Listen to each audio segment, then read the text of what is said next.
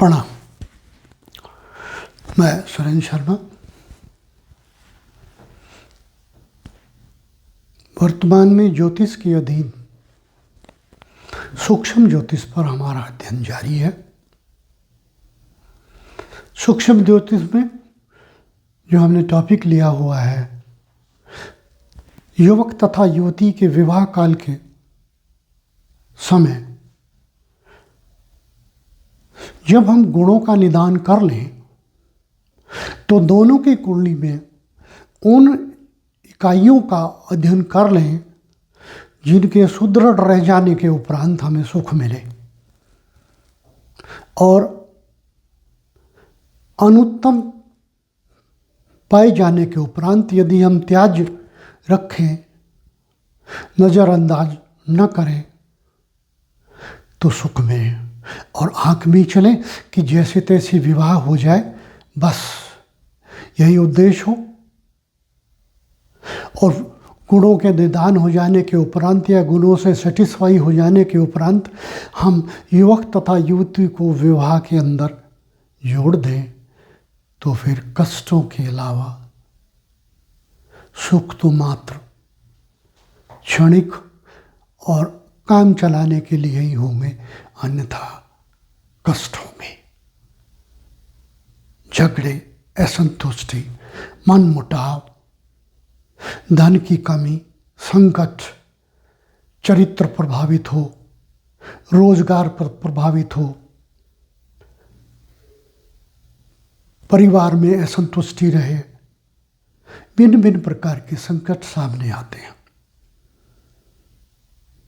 इस विषय में कुछ इकाइयों पर हमने चर्चा कर ली है और जो इकाइयाँ शेष बची हैं आज उन पर हम आगे बढ़ते हैं ताकि ये क्लियर हो कि किस प्रकार से हम किस किस इकाई का कैसे कैसे जानकारी लें, अध्ययन करें, ताकि हमें उन सुदृढ़ गुणों का ज्ञान हो जाए जिससे हमें सुख प्राप्त हो।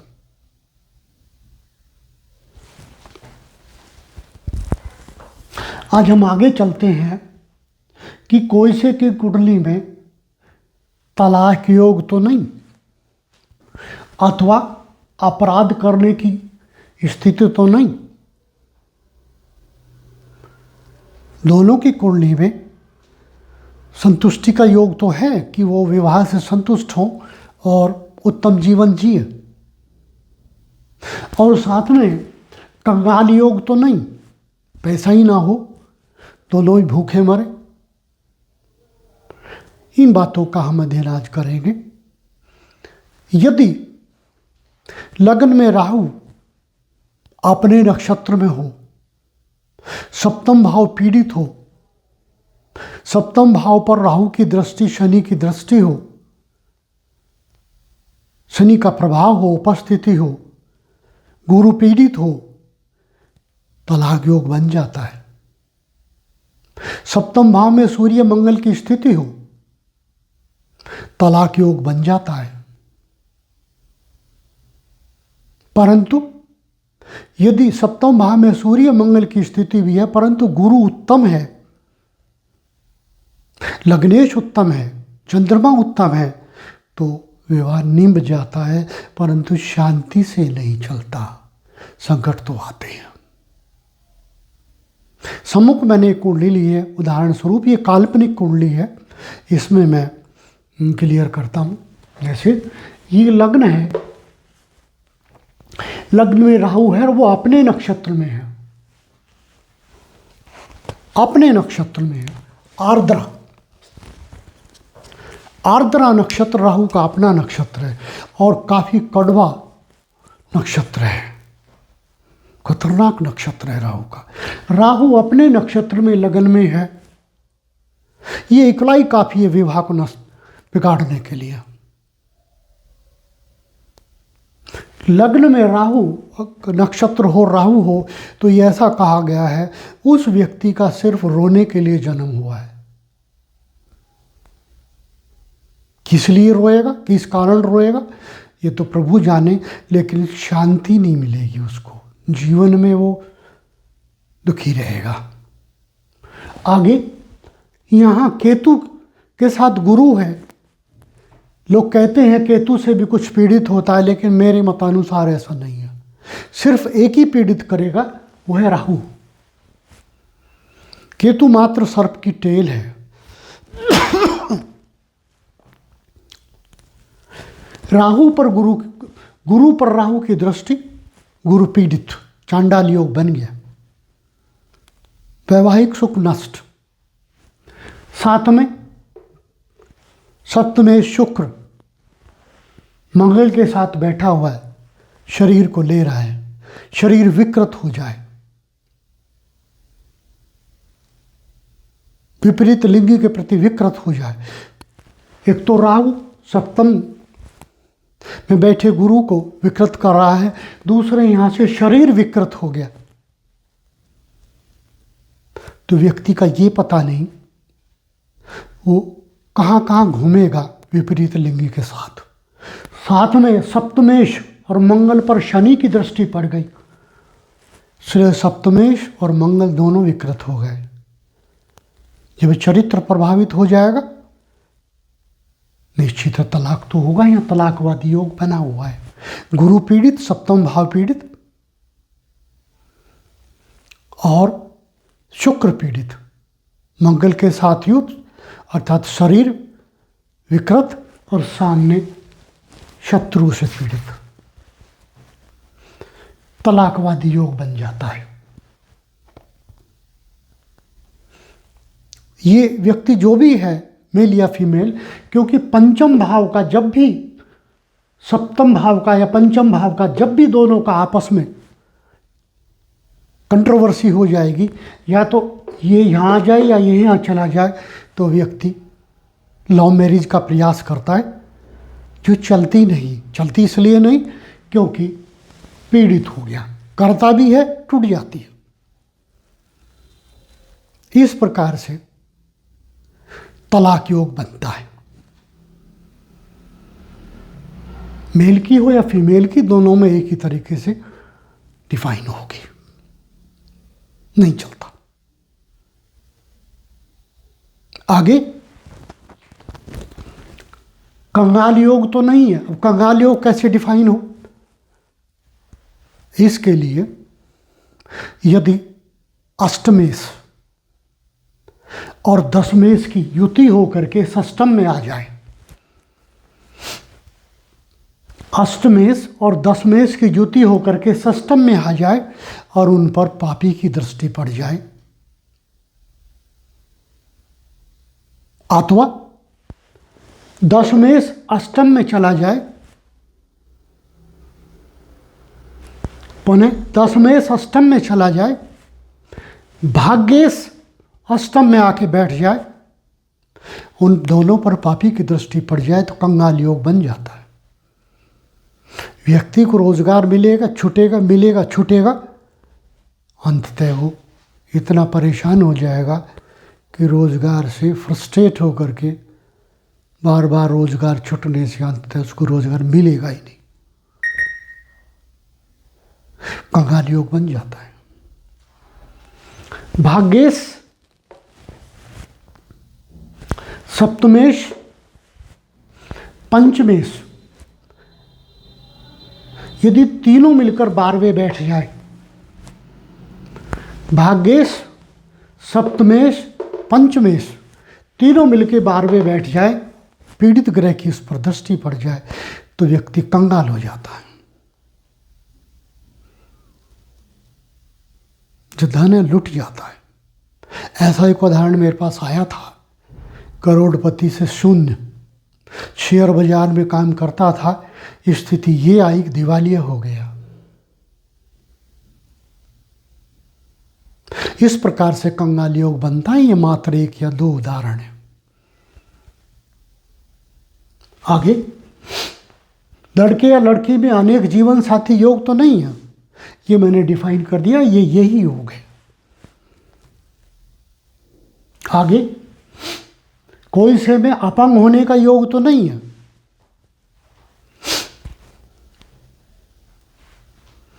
दोनों में से ऐसा तो नहीं कि कोई एक्सीडेंट में चल बसे या उसके शरीर का कोई अंग चल बसे।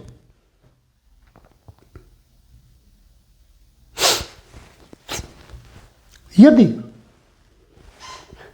व्यक्ति का लग्नेश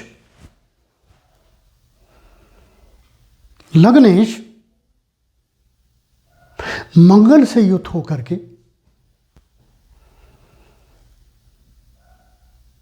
केतु की दृष्टि में आ जाए, किसी भी दृष्टि में आ जाए और षष्ठम में बैठ जाए, लग्नेश मंगल से युक्त होकर के केतु की दृष्टि में आ जाए, षष्ठम में बैठ जाए, व्यक्ति अपंग हो जाता है।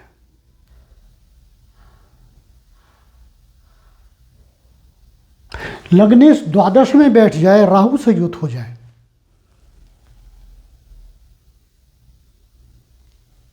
लग्नेश द्वादश में बैठ जाए, राहु से युक्त हो जाए, मंगल की चौथी या सातवीं दृष्टि में हो जाए, व्यक्ति अपंग हो जाता है।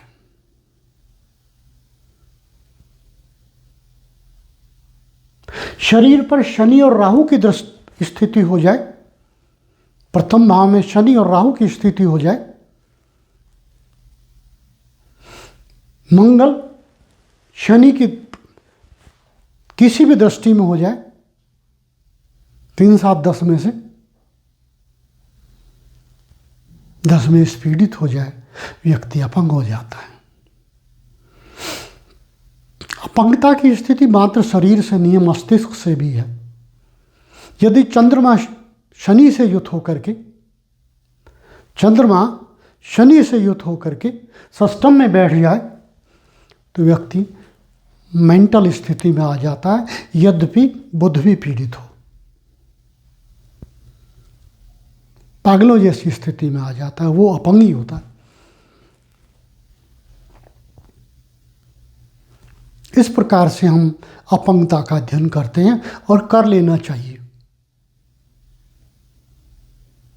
विवाह से पूर्व कर लेना चाहिए। आगे,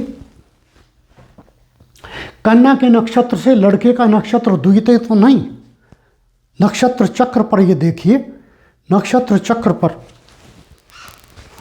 हम लोग इस तरीके से नक्षत्र चक्र बनाते हैं और इस पर 27 के 27 नक्षत्र प्लांट कर देते हैं, जैसा मैंने पहले भी बताया है।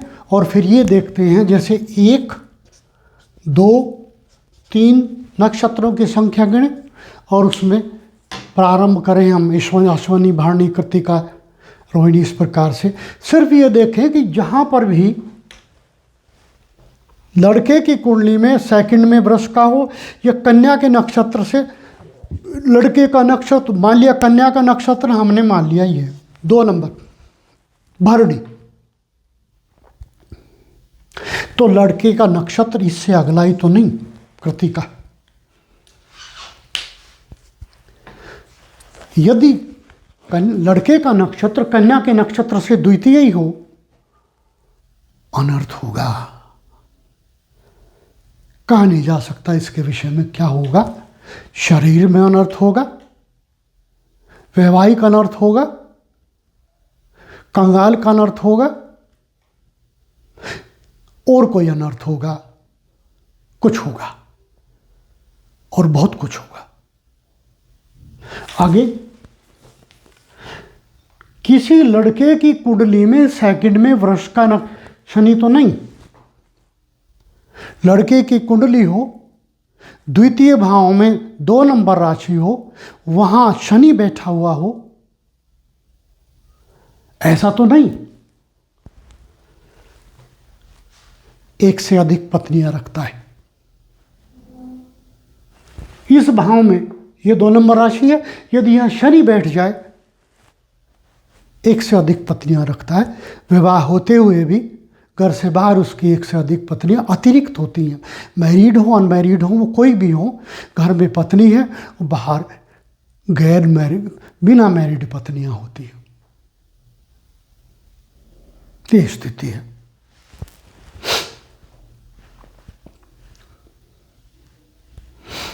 लड़के में नपुंसकता के योग तो नहीं, लड़के में नपुंसकता का योग तो नहीं, कैसे ज्ञात हो? सप्तम भाव में शनि राहु है, चंद्रमा पीड़ित है। यदि लड़के की कुंडली में सप्तम भाव में ये भाव शनि राहु है, राहु की दृष्टि या शनि की दृष्टि में चंद्रमा है,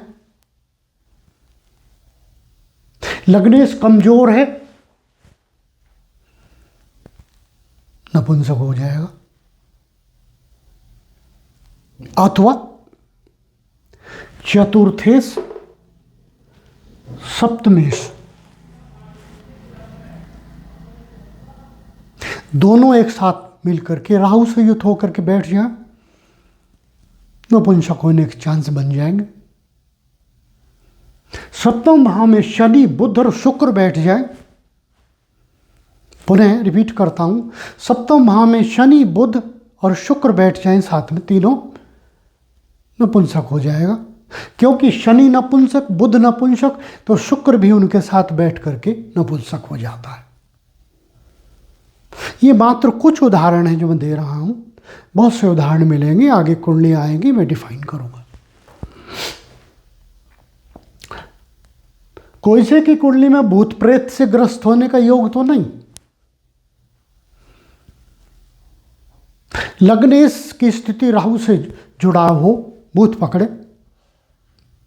लग्नेश कमजोर हो, द्वादश में बैठ जाए, राहु की किसी भी दृष्टि में आ जाए, भूत पकड़े, भूत प्रेत का प्रभाव हो। राहु षष्ठम में आके बैठ जाए, लग्नेश कमजोर हो जाए, भूत प्रेत के प्रभाव में आए। चंद्रमा अष्टम में बैठ जाए, राहु द्वादश में बैठ जाए। फिर रिपीट करता हूं, चंद्रमा अष्टम में बैठ जाए, राहु द्वादश में बैठ जाए, सूर्य पीड़ित हो जाए, लग्न कमजोर हो, भूत प्रेत पकड़े। ये कुछ उदाहरण हैं, समग्र उदाहरण यहाँ संभव नहीं है, क्योंकि अनेक उदाहरण बनेंगे, अनेक कुंडलियों में अनेक स्थितियां बनेंगी। लड़के की राशि से लड़की का सूर्य 4, 8, 12 तो नहीं। लड़के की राशि से लड़के का सूर्य 4, 8, 12 तो नहीं। ये दोनों की कुंडलियों को पैरेलल रखना होगा। उसमें देखिए लड़के की राशि कौन सी है, चंद्रमा किस राशि में है। मान लिया कर्क राशि में है, तो चौथे कौन सी पड़ी, कर्क से 4, 5, 6, 7 पड़ी। तो लड़के की कुंडली, लड़की की कुंडली में यदि चंद्रमा कर्क राशि में है, तो लड़के की कुंडली में सूर्य है 7 नंबर राशि में नहीं होना चाहिए। 4, 8, 12 या 8वीं जो भी पड़ती है आगे, या 12वीं जो भी पड़ती है, 12वीं जो भी पड़ेगी तो वो 4 नंबर से पहली पड़ेगी, 3। उन तीनों स्थितियों में सूर्य नहीं होना चाहिए, दागी हो जाएगा, कलंक लग जाएगा, सूर्य को विवाह नहीं चलेगा।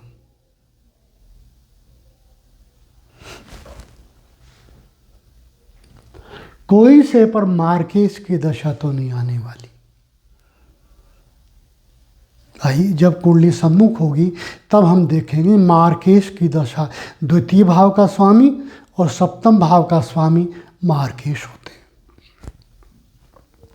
जैसे इस कुंडली में 2 नंबर राशि शुक्र, 7 नंबर राशि भी शुक्र, यहां पर इस कुंडली में तो शुक्र मार्केश हो गया, और साथ में शनि की दृष्टि पड़ जाए, पड़ी रही है, राहु की पंचम दृष्टि से शुक्र पीड़ित हो गया, पूर्णतः मार्केश हो गया। दोनों भाव मारक हैं, मार्केश हो गया शुक्र, दोनों की राशियां शुक्र की हैं, यहाँ बैठ करके शनि से पीड़ित हो गया, राहु की पंचम दृष्टि से पीड़ित हो गया, तो पूर्णतः बली मार्केश हो गया। और यदि इसकी महादशा आ रही हो तो प्रभु भला करे। यदि मारना तो प्रभु ने लिखा हुआ है, लेकिन मारने जैसा ही कुछ घटित हो जाएगा। इस प्रकार से हम इन सब इकाइयों का ज्ञान प्राप्त कर लेते हैं और कर लेना चाहिए। आज का पाठ पूर्ण होता है। यदि आपको भाई उत्तम लगे तो लाइक और सब्सक्राइब करें, ताकि आगे बढ़ने के लिए प्रोत्साहन मिले। प्रणाम।